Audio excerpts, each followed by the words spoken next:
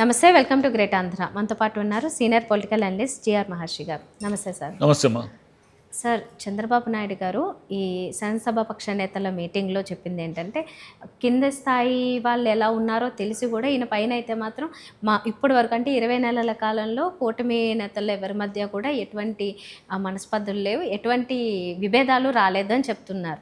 మనం మొదలైనప్పటి నుంచి ఇప్పటి వరకు అంటే అసలు కూటమి కట్టక ముందు నుంచి ఏమేమి ఉన్నాయో, కట్టిన తర్వాత ఏమొచ్చాయో, ఈ 20 నెలల కాలంలో కూడా ఏం జరిగాయి అనేది అందరికీ తెలిసినదే.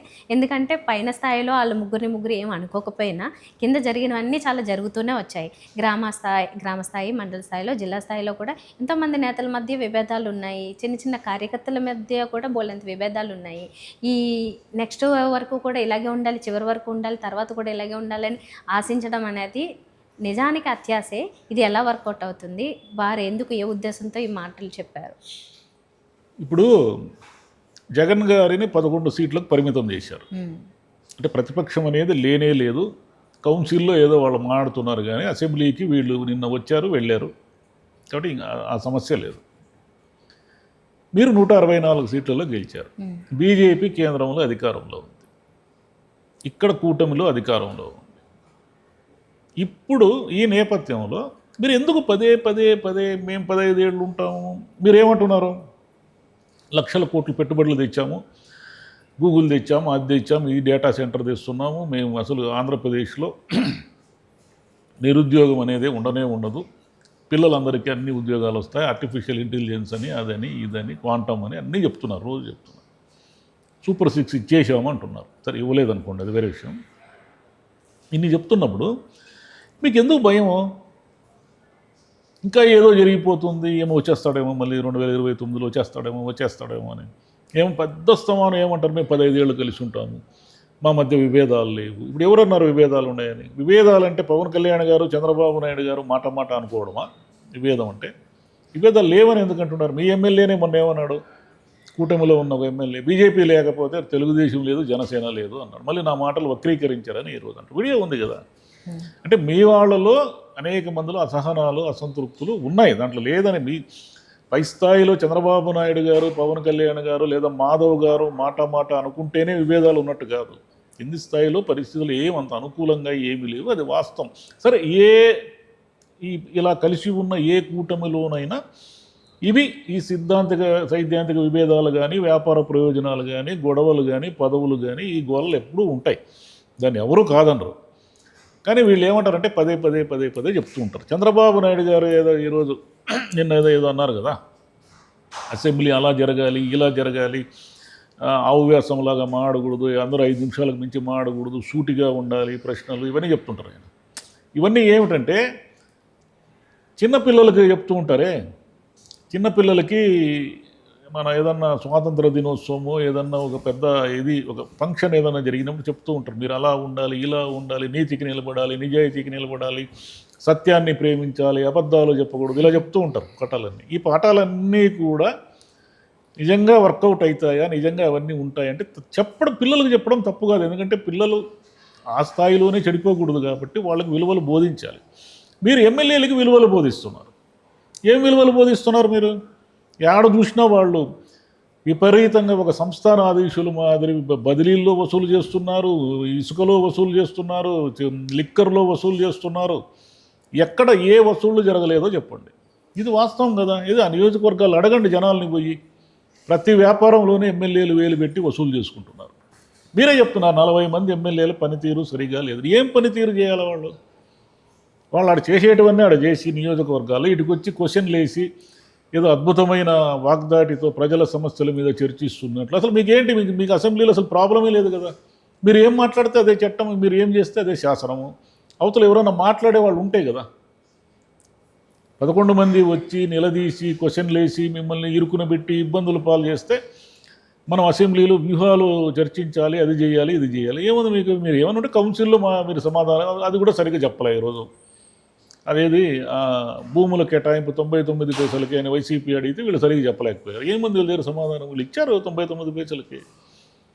కాబట్టి చంద్రబాబు నాయుడు గారు ఏమిటంటే ఆయన అందరినీ ఆవువేషం చెప్పొద్దని చెప్తూ ఆయనే ఆవువేషం చెప్తూ ఉంటాడు. ఆవువేషం చెప్పేది చంద్రబాబు నాయుడు గారే. మనం ఈ నిబద్ధతతో ఉండాలి, విలువలతో ఉండాలి, అది ఉండాలి. డబ్బులు లేకుండా ఏమన్నా మీరు టికెట్లు ఇచ్చారా నిబద్ధతతో ఉండడానికి? డబ్బులు తీసుకునే కదా టికెట్లు ఇచ్చారు పార్టీకి. వాళ్ళు ఏమైనా డబ్బులు ఖర్చు పెట్టకుండా ఏమైనా ఎమ్మెల్యేలు అయినారు? ఏదో ఒక ఎమ్మెల్యే పేరు చెప్పండి. అందరూ డబ్బులు ఖర్చు పెట్టి ఎమ్మెల్యేలు అయినారు. 50 నుంచి 30 నుంచి 100 నుంచి ఒక్కొక్కరు నియోజకవర్గం స్థాయిని బట్టి వాళ్ళు ఖర్చులు పెట్టారు. మరి ఆ ఖర్చులని రాబట్టుకోవాలంటే వాళ్ళు ఇంకేమి ధార్మిక సంస్థ పెట్టుకుని ఉంటారా ఏమే? వాళ్ళు ఏదో వాళ్ళ వ్యాపారాలని అవని ఇవని మెజారిటీ ఎమ్మెల్యేలు ప్రభుత్వంలో ఉన్నాము కాబట్టి రకరకాలుగా వాళ్ళు వసూళ్లు చేస్తున్నారు. ఇది వాస్తవం. దాని మీద చర్య తీసుకోండి మీ వల్ల అయితే. దాని మీద ఏం చర్య తీసుకుంటారు? ఏమీ చర్య తీసుకోరు. ఊరికే హెచ్చరిక అని చెప్తూ ఉంటారు. మీ ఎమ్మెల్యేలు ఒక ఎమ్మెల్యే ఒక ఎంపీ నానా మాటలు అనుకున్నారు. ఈయన గంజాయి వ్యాపారం చేస్తున్నాడని ఒకరి మీద ఒకరు ఆరోపించుకున్నారు. వాళ్ళ మీద ఏం చర్య తీసుకున్నారు చెప్పండి? ఇంకొక ఎమ్మెల్యే నోటు దురుసుగా ఏదేదో మాట్లాడినాడు. ఆయన మీద ఏం చర్య తీసుకున్నారో చెప్పండి? ఎంతమంది మీద ఎన్ని ఆరోపణలు రాలేదు? ఈరోజు శ్రీశైలం దేవస్థానంలో వైసీపీ కుట్ర అని అనుకూల మీడియాలో వచ్చింది. వైసీపీకి ఏమి సంబంధం దాంతో? మీ గవర్నమెంటు, మీ ఈఓ, మీ పాలన, మీ పోలీసులు భక్తుల మీద లాఠీచార్జ్ చేశారు. దాన్ని కూడా వైసీపీ కుట్రగా వివరణించారంటే ఇంకేం చేయాలా? మీ ప్రజాప్రతినిధి ఒక వైసీపీ అనుకూలుడైన ఈఓని తెచ్చుకోవడానికి శ్రీశైలంలో ఈ కుట్ర నడిపాడంట. అంటే మీ ప్రజాప్రతినిధి కుట్ర నడిపితే మళ్ళీ వైసీపీ వాళ్ళు ఏం చేస్తారు దాంట్లో? అసలు వైసీపీ ఈఓని తెచ్చుకోవాలని ఆయన ఎందుకు అనుకున్నాడు? చిన్న లాజిక్. వైసీపీ ఈఓని తెచ్చుకోవాలని ఆయన ఎందుకు అనుకున్నాడు? దానికి భక్తులు ఏదో రాళ్లతో కొట్టారు, తాళాలు పగలు కొట్టారు, అందుకు వాళ్ళని చావబాదారు. పోలీసులు ఆ మాత్రం వ్యవహరించకపోతే ఘోరమైన నష్టం జరిగి ఉండేది అన్నట్టుగా వార్త వచ్చింది. ఏం జరిగినా ఇప్పుడు మీ గుళ్ళలో తొక్కిసలాట జరిగినా వైసీపీనే కారణము, ఇంకేదైనా జరిగినా వైసీపీ నామస్మరణ చేస్తూ మీరు ఎంతకాలం ఇలా నడిపిస్తారు రాజకీయాలని? మీకు అంత మెజారిటీ ఇచ్చి అద్భుతాలు చేయండి అయ్యా బాబు మేము చూడాలని ఉందని ప్రజలు చెప్తే మీరు అద్భుతాలు చేయకుండా అప్పులు చేసుకుంటున్నారు. పవన్ కళ్యాణ్ గారు కూడా మొన్న కూడా మాట్లాడారు కదా, మీరు ఇది తప్పదు, మీరు అన్నిటికీ అడ్జస్ట్ అవ్వాల్సిందే అని చెప్పి ఆయన మళ్ళీ వాళ్ళకి ఇండికేషన్ ఇవ్వడం కూడా, అంటే కింద ఏదో ఉంటుంది మనకి లుకలుకలు జరుగుతాయి అయినా కానీ ప్రిపేర్ అవ్వండి అని వీళ్ళనే ప్రిపేర్ చేస్తున్నారు. చంద్రబాబు నాయుడు గారికి ఏం పోయింది దీంట్లో? ఆయనకి పెద్దగా నష్టపోయేది లేదు. వీళ్ళే నష్టపోతారు కాబట్టి వీళ్ళే అడ్జస్ట్ అవ్వాలి. పవన్ కళ్యాణ్ గారు ఎందుకు పెట్టారు పార్టీ? తాను ముఖ్యమంత్రి కావాలి, తన పార్టీ అధికారంలోకి రావాలనే కదా పెట్టారు. ఎవరైనా పార్టీ అట్లనే కదా పెడతారు. కొన్ని కారణాల వల్ల ఆయన మొదటిసారి చంద్రబాబు గారికి సపోర్ట్ చేశారు, రెండోసారి పోటీ చేసి ఓడిపోయారు, మూడోసారి అధికారంలోకి వచ్చారు. నాలుగోసారి ఏమంటున్నారంటే 4, 5, 6, 7 ఇంకో 15 ఏళ్ళు మేము కలిసే ఉంటాము అంటారు. ఇదేం పోయింది? మీరు ఉప ముఖ్యమంత్రిగానే ఉంటారు, ప్రశాంతంగా ఉంటారు. కింద మీకోసం పనిచేసి రక్తాలు గార్చుకున్న వాళ్ళు వీళ్ళంతా కూడా వాళ్ళకి మాకేమీ దక్కలేదనే అసంతృప్తిని మీరు ఎలా తీరుస్తారు? ఎక్కడ చూసినా లోకల్గా ఎవరికి బలం ఉంటే, తెలుగుదేశానికి బలం ఉంటే తెలుగుదేశమే ఆధిపత్యం వహిస్తుంది. కానీ జనసేనకి ఎందుకు ఇస్తుంది ఆధిపత్యం? ఏమైనా పిచ్చా వాళ్ళకి? రండి బాబు మనందరం పైన చంద్రబాబు గారితో పవన్ కళ్యాణ్ గారు కలిసి ఉన్నారు కాబట్టి మనమంతా బాయి అని ఏమనరు. లడ్డూ వివాదంలో ఎంతమంది మాట్లాడారు చెప్పండి? జనసేన వాళ్ళు కానీ బీజేపీ వాళ్ళు కానీ. వీళ్ళు ఒక పెద్ద ప్రెస్ మీట్ పెట్టి ఇంకా అనివార్యంగా అందరినీ కలిపితే అప్పుడు మాట్లాడాల్సి వచ్చింది. కానీ లడ్డూ వివాదాన్ని పూర్తిగా తెలుగుదేశం వ్యవహారంగా వదిలేశారా లేదా? ఇట్లా ఎన్ని వదిలేయలేదు. కాబట్టి పవన్ కళ్యాణ్ గారు ఏమిటంటే, మీరు అసలు పార్టీ ఎందుకు పెట్టారో ఆలోచించుకోండి. మీ పార్టీని ఎదుగుదల దిశగా తీసుకెళ్లాలనే, ఇలాగే తెలుగుదేశం హయాంలో తెలుగుదేశం నీడగా ఉండాలనే. తెలుగుదేశం నీడగా ఉన్న ఏ పార్టీ అయినా బతికి పట్టగట్టిందా? ఒక పేరు చెప్పండి నాకు. తెలుగుదేశం బీజేపీతో ఉండేది, వామపక్షాలతో ఉంది, అనేక పార్టీలతో కలిసి పోటీ చేసింది. వామపక్షాలని ఈరోజు పూర్తిగా పట్టించుకోలేదు, వదిలేసింది. బీజేపీని ఒక ఏడాది పట్టించుకుంటుంది, ఒక టర్ము వదిలేసి వాళ్ళనే తిడుతుంది. మోదీ గారిని ఎన్ని తిట్లు తిట్టలేదు చంద్రబాబు నాయుడు గారు. మళ్ళీ వాళ్ళంతా కలిసిపోయారు కదా. మళ్ళీ నెక్స్ట్ మోదీ గారు రారు అని డౌట్ వస్తే ఆయన మళ్ళీ బీజేపీతో తెగతెంపులు చేసుకుని విమర్శిస్తారు. జనసేనతో ప్రయోజనం లేదు అని తెలుసుకున్న మరుక్షణము చంద్రబాబు నాయుడు గారు జనసేనను పక్కన పడేస్తారు. పక్కన పడేసి మీ సాగు మీరు జావండి, మీకు మాకు సంబంధం 15 ఏళ్ళు లేదు, ఏమీ లేదు, పొత్తు లేదు, ఏమీ లేదు, మేము చూసుకుంటాము, వైసీపీని మేము చూసుకుంటాము అంటారు ఆయన.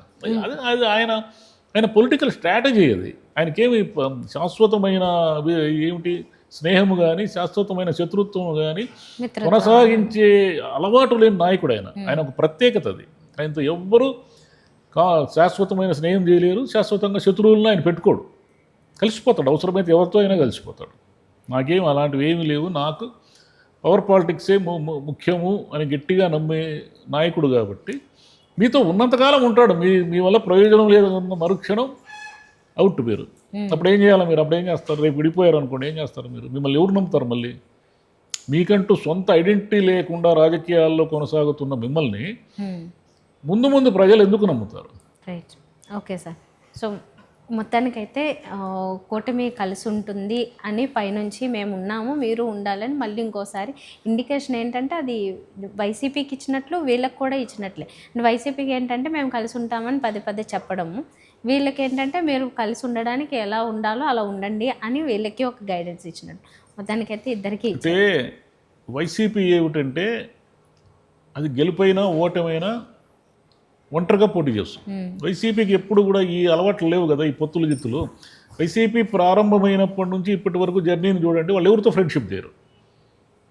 అంటే ఫ్రెండ్షిప్ మీన్స్ ఎవరికి అనుకూలంగా ఉన్నారు, బీజేపీతో ఫ్రెండ్షిప్ లేదు వాళ్ళకి. నిజానికి బీజేపీతో వాళ్ళకి ఫ్రెండ్షిప్ ఉండాలి కదా. పోయినసారి 5 ఏళ్ళు వాళ్ళు బీజేపీకి కొంత అనుకూలంగానే వ్యవహరించారు, మరి వాళ్ళేం బీజేపీతో పొత్తు పెట్టుకోలేదు కదా. అంటే ఎవరితోనూ పొత్తు పెట్టుకోరు, గెలిస్తే మేమే గెలుస్తాం, ఓడిపోతే మేమే ఓడిపోతాం, అది వాళ్ళ స్ట్రాటజీ. కాబట్టి మీరు కలిసి ఉండకపోయినా వాళ్ళకి వచ్చిన నష్టం ఏం లేదు, అది ఆ నష్టమో లాభమో మీరు తీసుకోవాల్సిందే. కాబట్టి వాళ్ళకి మీ ఐక్యత, మీ ప్రతికూలతతో ఏ సంబంధం లేదు, అదొక డిఫరెంట్ పార్టీ వైసీపీ. మొత్తానికి కలిసి ఉంటాము అనేది ఏంటంటే మళ్ళీ వైసీపీ రాకూడదు, వస్తుందేమో అన్న భయంతో కలిసి. ఎందుకు మీరు లక్షల కోట్లు పెట్టుబడులు తెస్తున్నారు, లక్షల ఉద్యోగాలు తెస్తున్నారు, సూపర్ 6 ఇస్తున్నారు, మీరు రాష్ట్రాన్ని అభివృద్ధి పథంలో రాకెట్ వేగంతో దూసుకెళ్తా ఉంది. ఇంకెందుకు మీకు భయం? జగన్ వస్తాడు, జగన్ ఎందుకు రానిస్తారు? మీరు నిజంగా అంత అభివృద్ధి కళ్ళ ముందు కనిపించేస్తే మా పిల్లలందరికీ ఉద్యోగాలు వచ్చేసి మా అందరి భవిష్యత్తు బాగుండి మాకంతా ఎక్కడ చూసినా చేతిలో డబ్బులు ఆడుతూ ఉంటే మేము ఎందుకు మళ్ళీ జగన్ని కోటేస్తాము? సింపుల్ లాజిక్ కదా. ప్రజలు ఈ క్వశ్చన్ అడుగుతారు కదా మిమ్మల్ని. మీరు ఇవేమీ చేయలేకపోతే అప్పుడు ప్రజలు ఏం చేయాలో డిసైడ్ చేసుకుంటారు. ఎందుకంటే ప్రజలకు 2 ఆప్షన్లు, చంద్రబాబు లేదా జగన్. 3వ ఆప్షన్ ఇంకా రాలేదు. కాబట్టి మీరు రారు అంటే వచ్చేది ఆయనే. మళ్ళీ దాంట్లో మీకు ఏ డౌట్ అక్కర్లేదు. మీకు ఆ భయం ఉంది కాబట్టి ఈ తికమకాయ గందరగోళం అన్నీ చెప్తుంటారు. మళ్ళీ వాళ్ళు ఏమంటారు అసెంబ్లీలో, జగన్ గవర్నర్ ప్రసంగానికి అడ్డు తగిలి ఏదో పేపర్లో దించడం అనేది శోచనీయము, అసెంబ్లీ చరిత్రలో ఎప్పుడూ జరగలేదంట. ఎన్నేళ్లుగా మీరు చేస్తున్న పని అది. అట్లా అనడానికైనా మీకు ఏమి ఒకసారి కూడా డౌట్ రాదా? తీయండి చరిత్ర. మీరు ఎన్నిసార్లు గవర్నర్ ప్రసంగానికి అడ్డు తగిలారు? మీరు 1924 మధ్యలో ఏనాడు గవర్నర్ని ప్రసంగం చేయనిచ్చారు చెప్పండి? అంతకు మునుపు ఎన్నిసార్లు చేయలేదు? ఎన్ని అంటే ఉమ్మడి ఆంధ్రప్రదేశ్లో తెలుగుదేశం గవర్నర్ ప్రసంగాన్ని వాకౌట్ చేసి పేపర్లు దించేసి అన్నీ ఇసిరేసి పారేసి ఎన్నిసార్లు పోలేదు? అంత జనం మర్చిపోయి ఉంటారు. మేమంతా చాలా పద్ధతిగా ఉన్నాము అన్నట్టుగా మాడితే ఎట్లా? జనం ఏం మర్చిపోరు, పిచ్చోళ్ళు కాదు జనం మర్చిపోవడానికి. Okay sir, thank you.